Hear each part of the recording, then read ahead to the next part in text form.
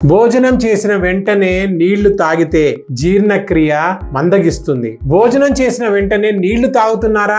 ఆపండి, మీరు మీ జఠరాగ్నిని ఆర్పేస్తున్నారు. మన కడుపులో ఆహారాన్ని జీర్ణం చేసే శక్తిని ఆయుర్వేదం అగ్ని అంటుంది. భోజనం చేసిన వెంటనే ప్రత్యేకంగా చల్లటి నీళ్లు తాగితే ఆ అగ్ని బలహీనమవుతుంది.